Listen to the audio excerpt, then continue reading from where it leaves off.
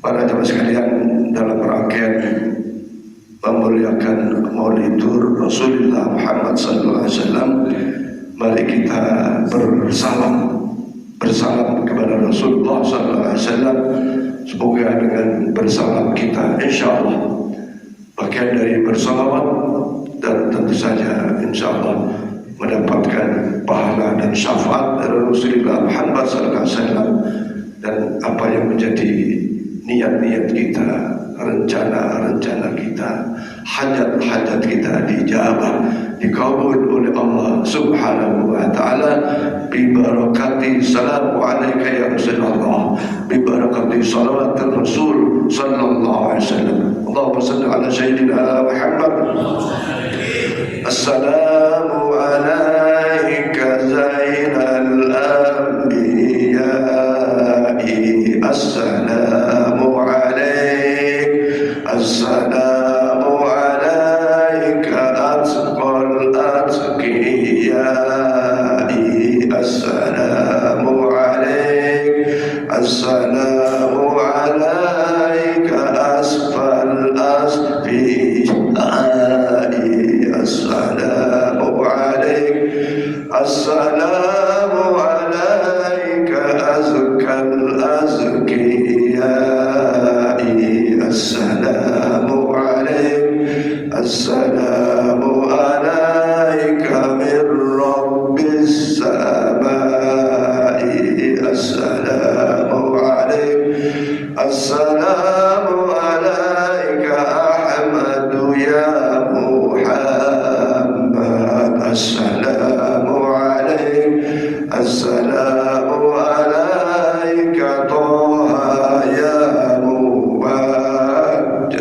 assalamu alaik, assalamu alaika ya kasfa wa maqsad, assalamu alaik, assalamu alaika ya husnat tafarrud, assalamu alaik, assalamu alaika ya nuras sabahi, assalamu alaik, assalamu alaika ya hayyal falahi, assalamu alaik, assalamu alaika ya daw'al basair, assalamu alaik, assalamu alaika ya alil mafakhir, assalamu alaik,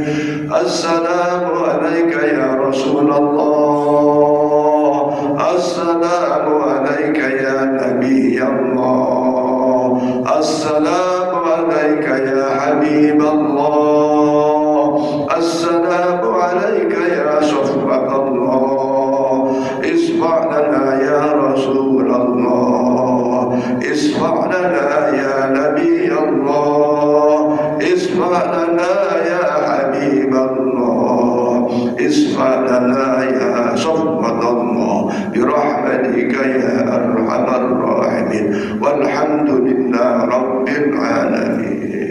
Insyaallah dengan bersalam kepada Rasulullah, salam kita dijawab sebagaimana kalau saya salam kepada misalnya Pak Ibu, assalamualaikum, insyaallah dijawab. Nah ini assalamu alaika, salam sejahtera bagimu, alaika ya Rasulullah, kekasih Allah, utusan Allah Subhanahu wa ta'ala, sambil tadi kita memuji-mujinya. Assalamu alaika ya askal askiyai, salam kepada engkau ya Rasulullah yang maha suci, maha bersih dan sifat-sifat yang buruk. Nah itu ya, insyaallah. Para jamaah sekalian, alhamdulillah pagi dengan tema yang berbeda. Kita menghadirkan Bapak Dr. Yuri Repasa, ya, betul kan? Tadi Pak Isa bikin panjang namanya, Pak Dr. Yuri Repasa. Kenapa? Ya tentu saja kesehatan ini menjadi sangat penting bagi kita. Ibadah itu kalau nggak sehat, tak semangat. Sudah tak semangat, ibadahnya tak sempurna.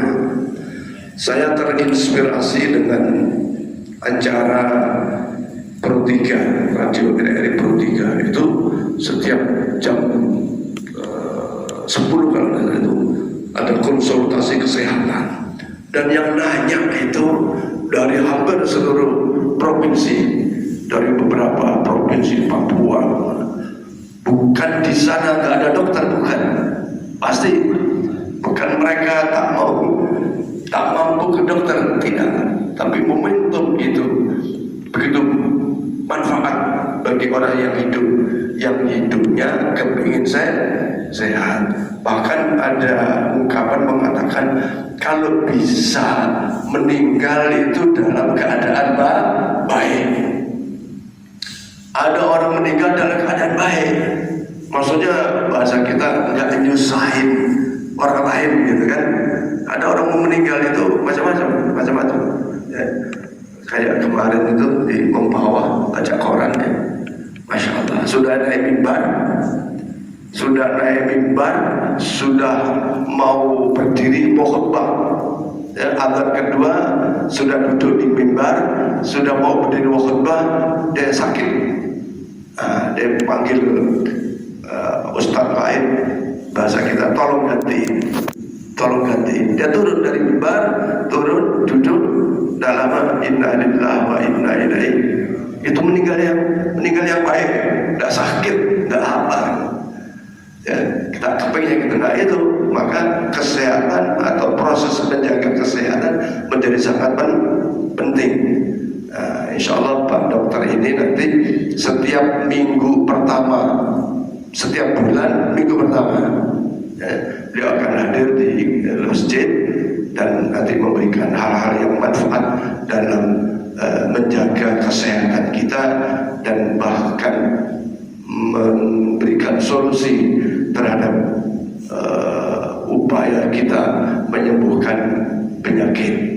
Ya, hakikat penyembuhnya adalah Allah Subhanahu wa Ta'ala, tapi ikhtiarnya, syariatnya melalui katakanlah nasihat dokter atau resep-resep dokter dengan obat-obatan. Nanti kami persilakan kepada Pak Dokter menyampaikan tema sedikit, menyampaikan pengantar sedikit, baru nanti uraian dan nanti tanya jawab. Terakhir nanti boleh di teras sana kita cek tensi darah. Ya, ini nanti dokter ke depan bisa bawa alat tensi darah untuk tes Pak Mukhya berapa nih? Wah, normal misalnya gitu kan, normal. Terus siapa lagi, ibu-ibu boleh. Ya. Nanti insya Allah nih kan kita sudah punya ruang TPA, ruang TP-nya sudah ada AC. Kalau berkenan nanti setiap bulan, misalnya hari apa, 2 jam saja standby. Nanti kita tulis balai kesehatan.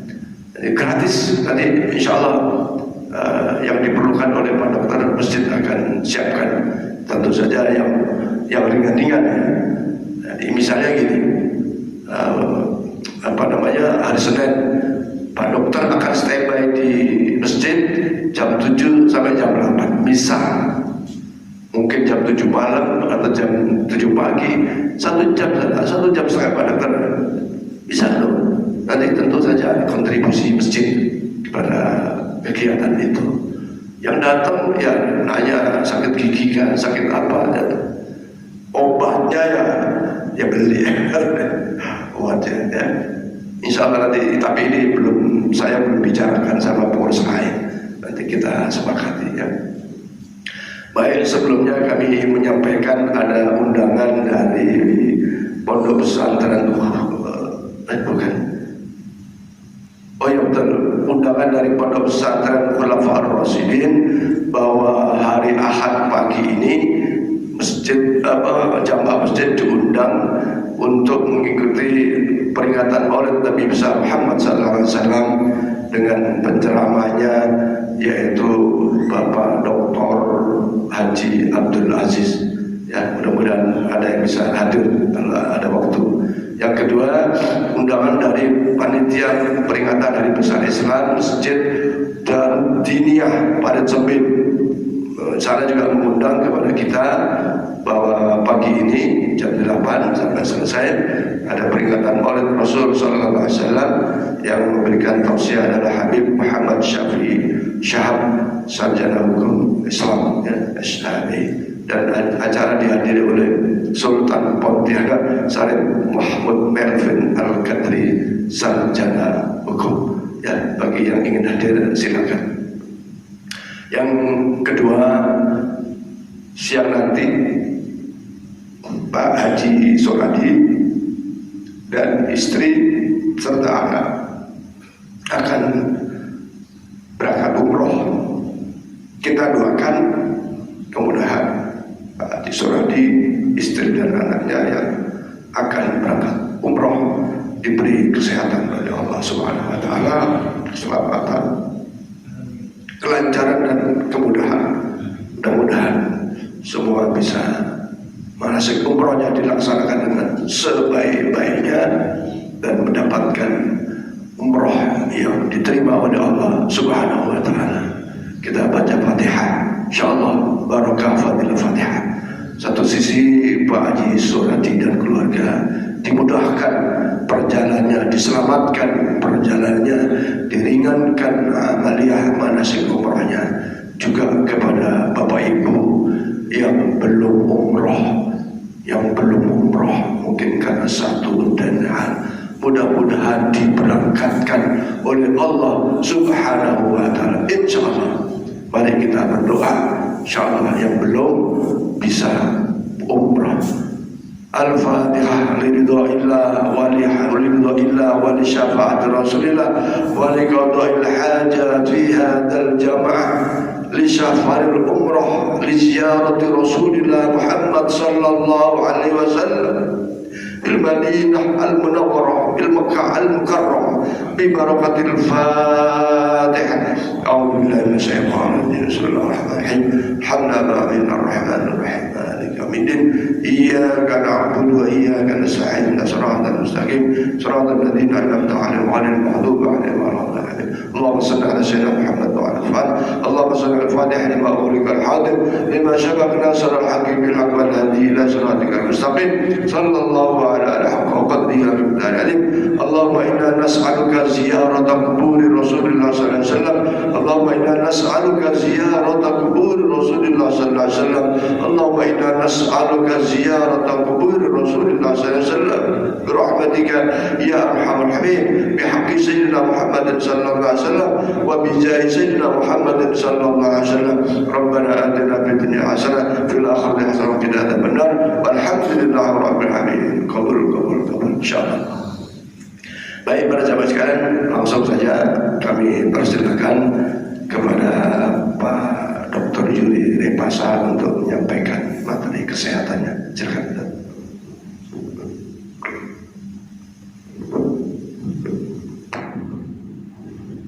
Tes. Bismillahirrahmanirrahim.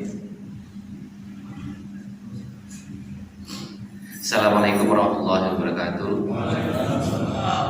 Alhamdulillah, wassalatu wassalamu ala Rasulillah wa sahbihi ajmain. Saya perkenalkan, nama saya Dr. Yuri, panggil saja Yuri saja tidak apa-apa.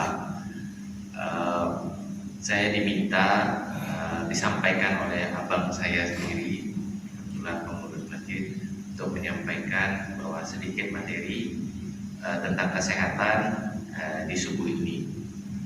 Insya Allah yang nanti akan menjadi suatu agenda tetap, agenda tetap yang mudah-mudahan kita semua diberikan kesehatan dan kesempatan untuk terus bisa berpartisipasi lah dalam kegiatan yang baik.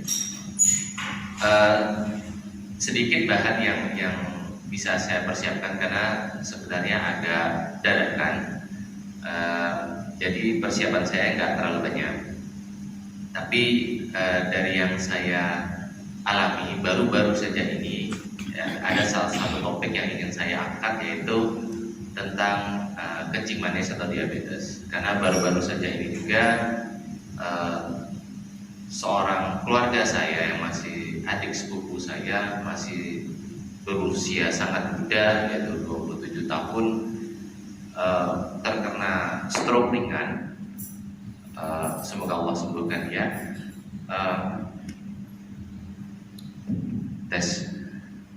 Semoga Allah sembuhkan dia. Terkena stroke ringan cuma berawal dari diabetes. Banyak hal-hal yang salah kaprah tentang kencing manis. Misalnya, seringkali seseorang datang ke suatu tempat pemeriksaan lalu cek gula darah, entah dengan puasa atau tanpa puasa. Dengan puasa atau tanpa puasa, kemudian cek, anggaplah dia tanpa puasa, lalu dibilang, oh gula darahnya 230, lalu bilang, oh ini pasti kencing manis nih, diabetes gitu. Padahal itu adalah belum tentu. Jadi pemeriksaan laboratorium sekalipun sudah pasti tinggi, lalu periksa lalu tinggi, lalu dikatakan pasti kencing manis, tidak. Makanya dikonsultasikan, ditanyakan kepada orang yang paham, baik itu dokter, baik itu perawat, bahwa kalau misalnya lab begini, apakah sudah pasti penyakit itu gitu. Saya kasih contoh yang lain, misalnya orang HIV positif saja, sekiranya ya HIV positif ya, satu kali cek positif itu tidak langsung dinyatakan sebagai satu kali HIV positif, tidak, harus 2 kali pemeriksaan ini. Jadi ada beberapa syarat-syarat untuk menegakkan, oh ini pasti sudah penyakit ini. Kembali lagi ke diabetes tadi, kalau misalnya dia dengan gula darah 230, seorang dokter pasti akan menanyakan lagi, kencingnya banyak nggak, gampang lapar nggak, gampang haus nggak, dikit-dikit maunya minum aja misalnya, dikit-dikit kok kencing dari jam 9 mau berangkat tidur sampai jam 4 mau bangun tidur, kencing kok sampai 3-4 kali misalnya. Nah itu banyak kencing ya. Jadi tidak cuma sepanjang malam saja, bahkan siang-siang pun dia banyak kencing. Itu banyak yang belum tahu, bahkan mereka nggak pernah cek darah udah kencing banyak berkali-kali, belum tahu.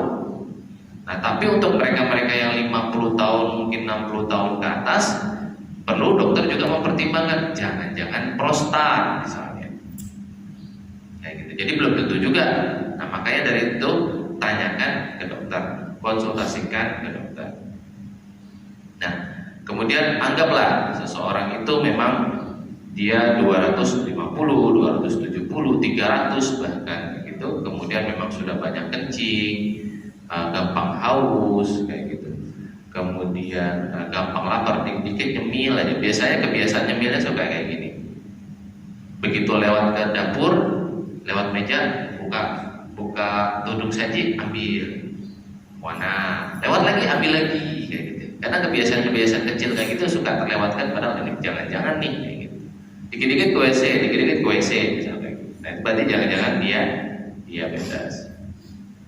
Nah, kalau sekiranya sudah terdiagnosa diabetes, banyak juga yang salah kaprah, misalnya, oh makan nasi kemarin, makan nasi dingin, masih banyak tuh di sini tuh, masih banyak banget. Makan nasi dingin, masih makan, ada yang bilang makan nasi naaking, bahkan kayak gitu, masih kering ya.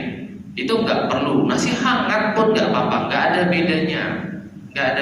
Jadi tetap yang beda itu adalah kalau misalnya nasi merah diganti nasi putih diganti nasi merah boleh, itu memang lebih baik. Kenapa ada namanya glycemic index? Glycemic index itu kalau misalnya cek gula darah bentuknya grafik, kalau kita makan nasi putih itu grafiknya langsung celep gitu, tajam. Nah, tapi kalau misalnya nasi merah itu dia naik lalu datar turun pelan-pelan. Jadi tetap tinggi, cuma turunnya pelan-pelan. Jadi harapannya apa? Kenyangnya lebih lama, misalnya kayak gitu. Nah, jumlahnya itu yang paling betul, paling gampang, yang paling benar itu dulu ya. Yang paling benar itu adalah konsultasi ke dokter gizi. Dok, susah dok, Pak, susah Pak konsultasi ke dokter gizi, ribet, waktu nggak cukup, begini begitu dia besar segala macam. Paling gampang pakai tangannya sendiri. Nasi itu harus setinju, bukan tinju tetangganya, bukan tinju istrinya, bukan tinju anaknya, enggak, tinjunya sendiri, setinju, bukan segenggam. Itu paling banyak nasi. Sekiranya misalnya ada kentangnya segede ini, gitu ya, kentangnya segede ini, berarti nasinya harus dikurangin segede ini kentangnya. Karena kentang dan nasi sama, jagung dan nasi sama, mie dan nasi sama, ubi dan nasi sama, tepung dan nasi sama. Itu yang suka lupa juga tepung. Misalnya istrinya masakinnya ayam goreng tepung nasi udah segini, kurangin. Gitu, ini enggak nambah rasanya gitu ya. Jadi terukur. Diabetes itu bukan berarti semua nggak boleh makan, enggak, justru terbalik. Semua boleh makan asalkan tidak punya penyakit yang lain, misalnya kolesterolnya, asam uratnya. Jadi kalau dia nggak punya kolesterol, dia nggak punya asam urat, dia nggak punya masalah lain, makan aja semua. Cuma masalahnya terukur, itu doang. Bukan berarti semuanya nggak boleh, enggak. Bahkan gula pun masih boleh. Cuma terukur, belum sedikit banget gula. Memang lebih baiknya dihindarin kalau gula ya. Jadi kalau misalnya nasi merah kayak gitu, sejenis pasta misalnya spaghetti, makaroni dicampur di sop misalnya kayak gitu ya, itu nggak apa-apa. Tapi ingat bahwa itu sama dengan nasi. Nah, setelah nasi setinju, sayur semana? Sayur tuh kurang lebih boleh sebanyak-banyaknya, jadi boleh segini. Apalagi kalau lalapan, boleh saja, nggak apa-apa kayak gitu. Ingat kuahnya tidak manis misalnya kayak gitu. Kemudian santannya tidak kental misalnya kayak gitu ya. Itu ukuran sayur. Lalu lauk semana? Lauk itu setelah pak tangan, bukan setengah, setelah pak tangan. Jadi kalau misalnya ikan nila agak gede mungkin setengah, gurame agak gede mungkin setengah, kalau ayam mungkin sepotong, kalau telur mungkin satu.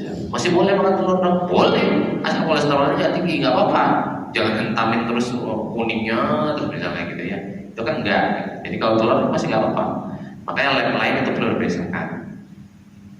Kemudian minyak itu sejempol. Dok, gimana cara nakarnya minyak sejempol? Misalnya gini aja. Makan nasi goreng, lauknya sayur ditumis, ikan digoreng, sambal goreng, tahu tempe goreng meneh, ya misalnya kayak gitu ya. Jadi semuanya minyak nggak bisa. Misalnya sayurnya bening, nasi putih, sambalnya sambal seger, ikannya ikan goreng, jadi ada minyak satu misalnya salah satunya. Nggak apa-apa, masih boleh minyak. Kayak saya bilang tadi, boleh, semuanya boleh, asal terukur. Itu saya ulang-ulang ya, biar nempel. Kayak gitu. Nah, kalau misalnya sudah makan sudah oke, yang suka dilupakan adalah olahraga. Ini yang paling gampang sebenarnya kalau kita buat jamaah subuh. Pulang, jalan, datang lewat mana, pulang lewat mana, gitu. Jalan, naik sepeda terserah. Itu sebenarnya lebih baik. Dok, mohon maaf, lutut gak kuat dok. Nah, kayak gitu ya. Misalnya kayak gitu ya, itu memang agak sulit ya kalau ada masalah persendian. Nah, kalau misalnya olahraga dengan masalah persendian, ini agak sulit juga, solusinya juga agak sulit. Karena yang terbaik itu dokter menyarankan bahwa olahraga di dalam air, berenang, dan gak mesti berenang, jalan di dalam air pun gak apa-apa. Kayak gitu. Susah juga dok. Ada beberapa menyarankan dalam medis itu menyarankan olahraga yang modelnya kayak tai chi. Jadi model olahraga tapi nggak olahraga ya gitu ya, cuma bergerak lembut saja, berpose di posisi tertentu saja, itu misalnya seperti itu.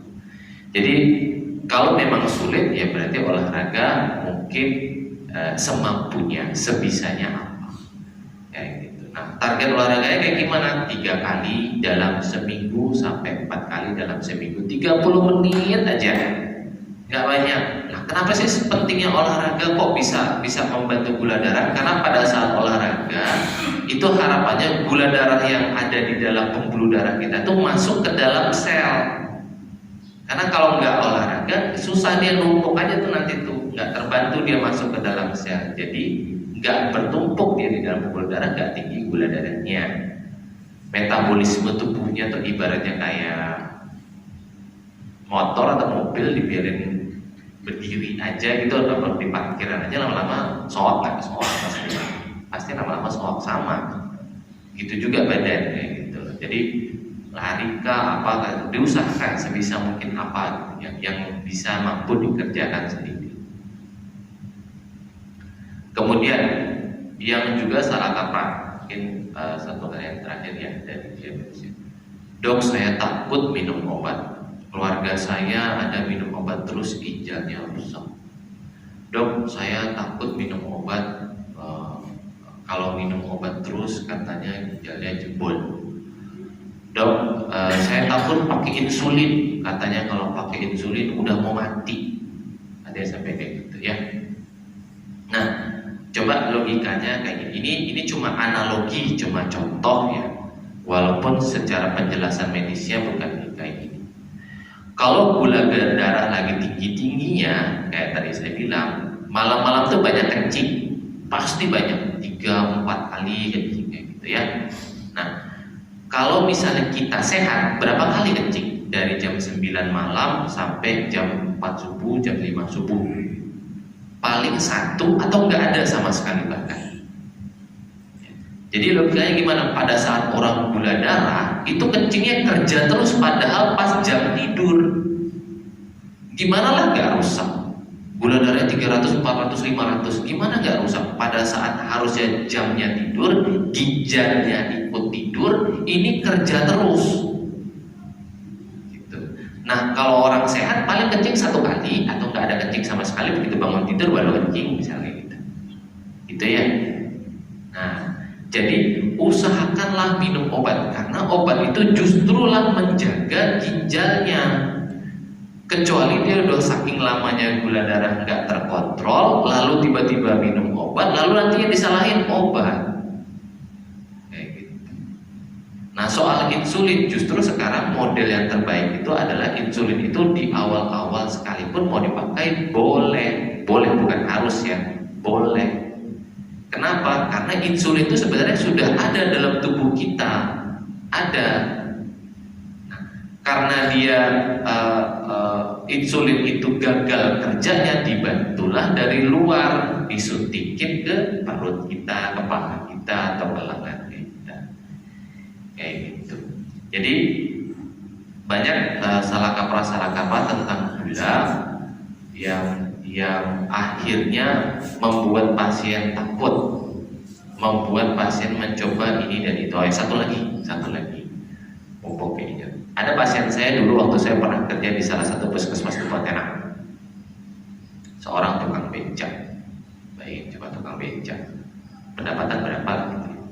Datang, dok, saya berobat dok gula dok. Mohon maaf nih ya, keluhannya nih, nggak bisa bangun dok, itunya. Iya tuh, gara-gara gula bisa sampai kayak gitu, nggak bisa bangun. Saya sampai ke alternatif beli obat sampai 5 juta dalam sebulan habis tuh, bayangin 5 juta sebulan buat seorang pekerja yang berat gitu ya. Gitu, saya bilang, Pak, ini obat selembar cuma 3.000, 3.500 pun nggak nyampe. Saya bilang gitu. Bapak beli sekotak, minumnya caranya begini dan begitu.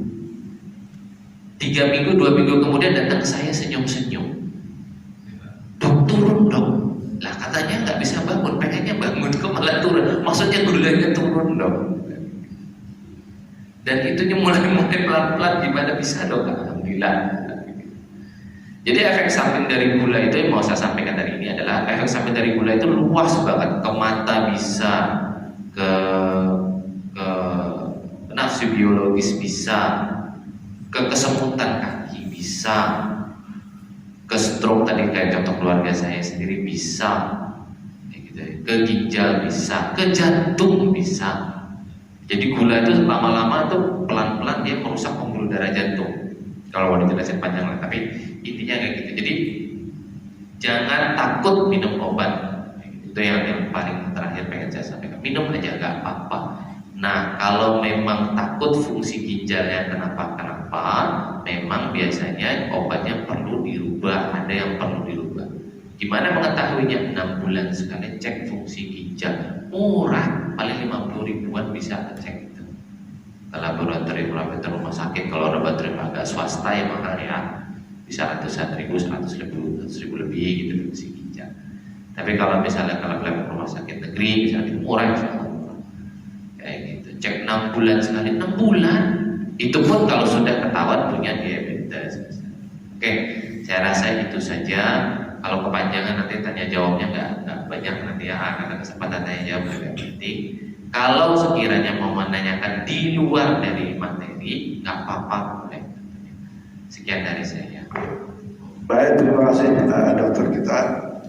Alhamdulillah begitu runut ya yang menyampaikan tadi tentang diabetes.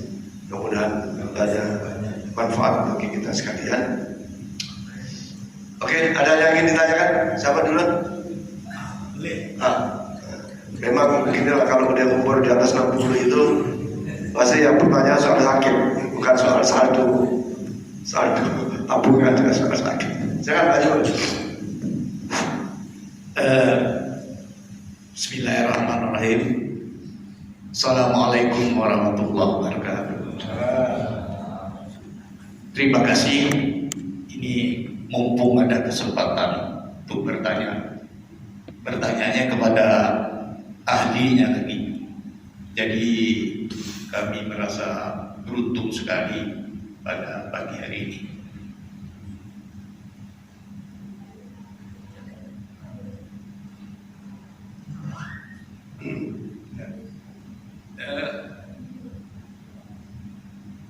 Dari keterangan-keterangan penjelasan dokter tadi ini, saya tertarik kepada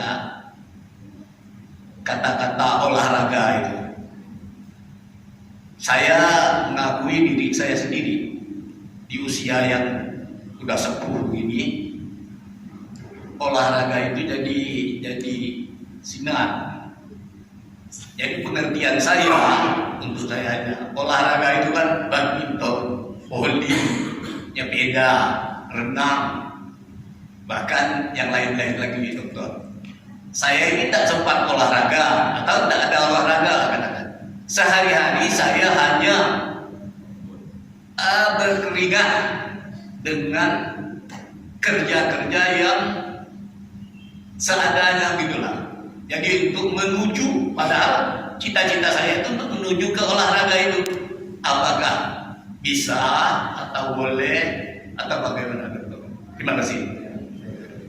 Penting keringat. Terima kasih Pak. Jadi dalam pengertian olahraga itu idealnya minimal ada 2 syarat. Itu adalah ritmik dan continuous berkelanjutan.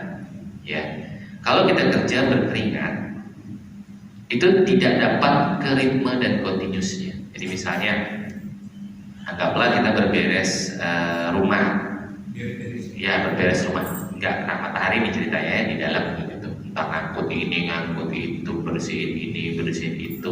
Tapi kadang duduk dulu, nonton sebentar, ada berita apa nih, gini, berhenti gerak lagi. Itu nggak dapat continuousnya Pak. Jadi harapan jadi berlanjut gitu, dan itu setengah jam gerak terus setengah jam misalnya minimal ya setengah jam itu. Jadi continuousnya itu yang kalau misalnya bisa didapatkan.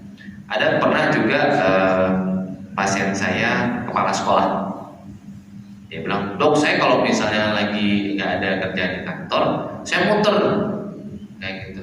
Muternya berhenti nggak Pak? Berhenti, ngintip dulu gitu lama, ngintip ya 5 menit, 10 menit. Nggak bisa Pak, kalau muter terus Pak. Saya bilang kayak gitu, nggak apa-apa, itu boleh.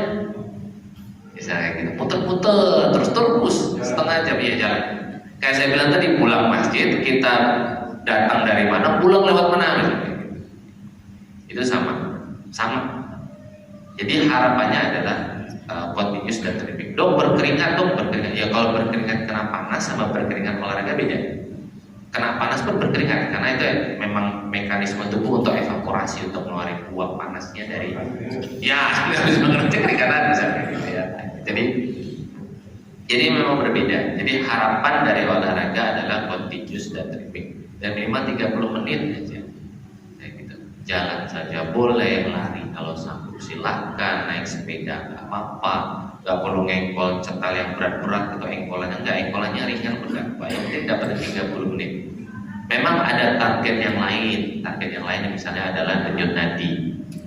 Ya, denyut nadi. Jadi denyut nadi itu paling baik adalah 220 dikurangin umur kalau nggak salah sih, gitu. Jadi harapannya segitu. Tapi kalau nggak dapat, paling nggak dapat di atas 100 aja dalam 1 menit itu udah dapat olahraga. Kayak gitu. Jadi bagus pertanyaannya, dan memang itu setiap kali saya berkali-kali juga dapat pertanyaan itu gitu. Jadi ya kuncinya 2 itu tadi Pak, continuous rhythmic itu jadi beritme jalan terus. Kalau misalnya seukuran kayak lansia, mohon maaf, kayak gitu saya nggak menyarankan olahraga yang sifatnya kompetitif. Kompetitif itu bertanding, badminton tadi ya. Itu butuh energinya gede, butuh dan beban sendinya besar biasanya. Anggaplah dok saya nggak meloncat, bukan bulu tangkis, tapi begitu anggaplah misal Pak yang lagi melangkah begini gitu ya, itu melangkahnya karena kita mengambil langkahnya besar kayak gitu ya, itu bisa encok di sini, beban sendi di sini besar gitu kan, bisa menyet nanti di sini, dan ini nggak langsung sakit. Ini kalau berulang nanti beban sini nyeri, nah itu radang penyakit baru misalnya gitu. Terima kasih. Oke, terima kasih. Yang lain? Satu lagi. Apa harus 30 menit? Kurang dari 30 menit apa sudah termasuk ritme tadi? Minimal 30 menit. Minimal 30 menit. Jadi kalau Pak kau muter belum 30 menit belum tuh, sah. Oh gitu. Silakan yang lain. Pak Asep, ya Pak Asep. Assalamualaikum warahmatullahi wabarakatuh. Saya Asep Haryono. Saya langsung aja Pak 2 pertanyaan. Yang pertama, ini yang dialami teman saya yang hobinya ngambil malam nasi padang. Ternyata langsung dia rusak lebarnya. Itu rusak ada limpa lebarnya karena kebanyakan nasi padang tengah malam. Dan penjelasan Bapak mengenai itu. Terus yang kedua mengenai ini pada saya alami sendiri 2 atau 3 tahun yang lalu, luka apa sebab luka tiba-tiba muncul tanpa ada sebab, apapun merupakan gejala diabetes atau apa itu disebut diabetes basah atau kering. Karena yang sebelum luka itu muncul 2 atau 3 tahun lalu, saya mau minum es tebu berturut-turut sampai 2 bulan Pak. Ternyata setelah 2 bulan itu tiba-tiba, mohon maaf kalau saya gambarkan kaki, ini pangkal kaki di tengah, ini lukanya muncul di sini ada 4 atau 3, dan itu basah dan lukanya bernanah atau apa. Itu 2 atau 3 tahun. Sekarang alhamdulillah setelah 3 tahun terakhir ini bersih, tidak apa-apa. Mohon penjelasan Pak Dokter mengenai 2 hal tersebut. Assalamualaikum warahmatullahi wabarakatuh. Tes. Ya, terima kasih Pak. Jadi yang pertama tadi soal makan malam ya. Apapun makanannya, kalau misalnya bukan jam makannya, itu memang merusak, kayak tadi merusak metabolisme tubuh, mesin tubuh itu jadinya rusak. Karena nanti dia bingung ini belum jam makan, kemudian organ hormonnya pankreasnya kerja lagi nih, suruh keluarin insulin kan ya, pankreasnya keluar lagi, keluarin insulin. Nah begitu ngeluarin insulin lagi, besok lagi gitu lagi, besok, padahal itu harusnya jam dia pankreasnya istirahat. Nah pada saat udah gagal, gulanya tinggi kayak gitu, itu biasanya suka diikuti penyakit lain, misalnya kayak kolesterol, lemak darah jadi tinggi. Nah karena metabolismenya itu rusak, kadang-kadang perlahan-lahan liver itu juga ikut rusak. Karena liver itulah sebenarnya metabolisme makanan yang termasuk ngolah makanan yang paling utama. Bahkan pada saat kita lapar, mau puasa kah mau enggak kan, lagi seret kah kayak gimana kayak gitu, itu sebenarnya liver itu mengeluarkan zat yang mirip dengan gula ke dalam tubuh kita biar kita tetap punya energi. Saking hebatnya kerjanya liver, Allah ciptakan seperti itu. Nah, kalau Kalau misalnya gula darahnya tinggi terus, atau mungkin dia makanannya mungkin banyak berlemak terus, bisa cenderung muncul namanya perlemakan hati atau fatty liver, perlemakan hati. Nah, perlemakan hati dalam kurun waktu yang lama, agak kronis dibiarkan, itu akan cenderung menjadi gagal hati. Jadi hatinya nanti lama-lama mengkerut. Jadi yang berlemak jadi mengkerut, akibatnya gagal hati. Makanya jadi rusak hatinya. Bukan hati, merusak perasaan ya, bukan ya, dari livernya. Jadi bisa saja dari kebiasaan. Kayak tadi saya bilang, gula itu bisa merusak ke semua, ke mata bisa, ke kulit bisa. Mohon maaf, ke perempuan jadi gampang keputihan bisa. Apalagi ya, kayak tadi ke gangguan seksual bisa, gangguan biologis bisa. Jadi luas banget efeknya tuh, jangan lupa. Kemudian pertanyaan kedua, kalau yang luka tadi ya Pak ya, apakah bisa jadi itu gula? Ya bisa jadi. Jadi idealnya cekan aja, cekan gula. Nah, dok, tapi kan itu udah lama dok, udah berbulan-bulan, bertahun yang lalu. Kayak gitu. Saya mau cek sekarang, makan saya udah bener, nanti ketahuan gula apa enggak ya? Gimana dok? Bisa jadi gulanya normal, tapi ternyata saya punya gula. Betul, bisa jadi gulanya normal, padahal saya punya gula. Jadi ada pemeriksaan namanya HbA1c. HbA1c. Dok, susah dok ngapalinnya, gimana dok? Lupa, nanti saya begitu mau datang ke lab dok. Gampangnya ngomongnya gini, begitu datang lab, saya mau cek gula yang per 3 bulan. Gampang tuh ingat ya. Cek gula yang per 3 bulan, karena itu akan benar-benar memastikan apakah itu memang gula apa enggak. Itu standar internasional sekarang, hampir seluruh dunia sekarang sudah pakai itu, bahkan kebanyakan di Indonesia juga ada pakai itu. Saya sendiri kalau mohon maaf, kalau saya ragu-ragu orang ini punya gula apa enggak, saya cekkan HbA1c itu, atau cek gula per 3 bulan, gampangnya gitu aja. Kalau mau spill harga, biasanya kisarannya antara 150-an sampai 200.000. Cuma enaknya cuma per 3 bulan aja. Bahkan dengan orang yang punya gula sekalipun sama. Memang sudah terdiagnosa gula sama. Ceknya per 3 bulan aja cukup. Nah, gitu. 3 bulan ulang, 3 bulan ulang. Nah, kalau sekiranya Pak Hamid Amin, mudah-mudahan enggak ya, di atas 6,5 berarti gula.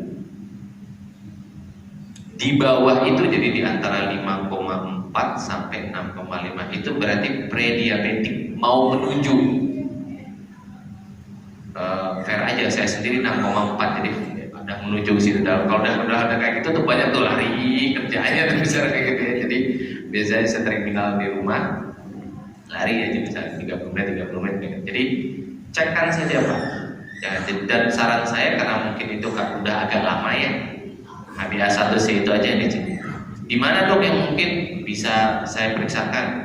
Kalau yang enak, miring juga, itu kalau kita ingat ada terminal komplek dulu di Sudarso, terus sekarang ada gedungnya nama Laboratorium Kesehatan Daerah. Udah datang ke situ bilang mau cek HbA1c atau cek bulan dari 3 bulan, bisa sudah kok.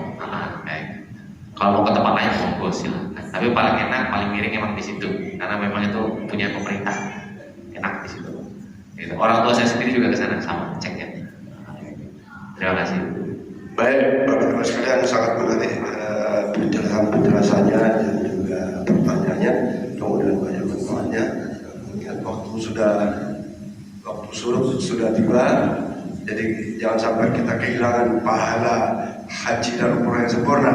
Maka surat-surat kita insya Allah minggu pertama bulan depan Pak Dr. Yuri Pasar akan kembali memberikan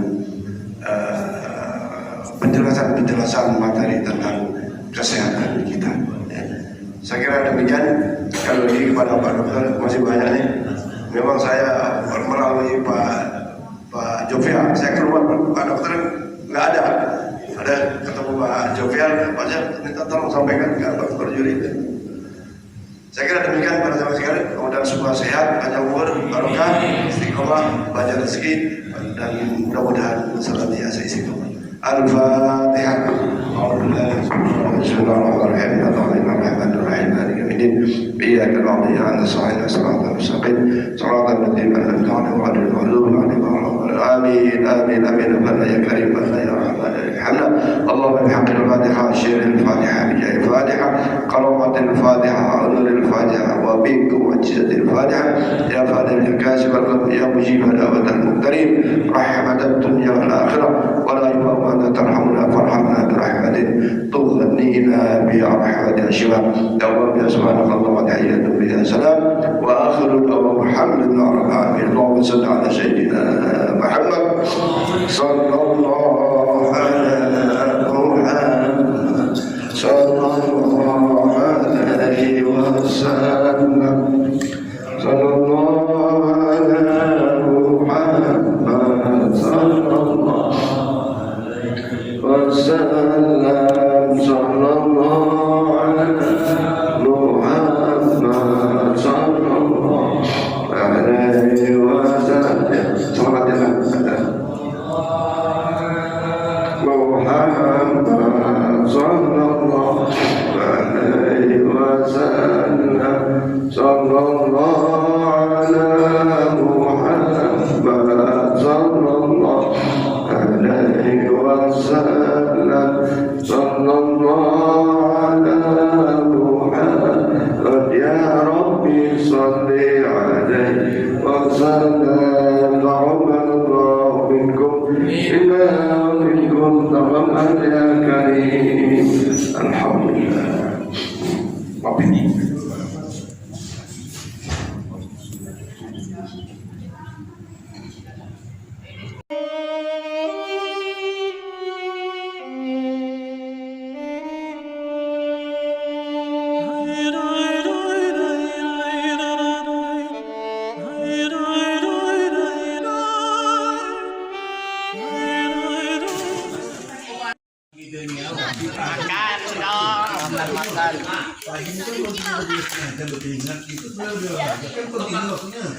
Iya, itulah kata saya tadi, tapi ada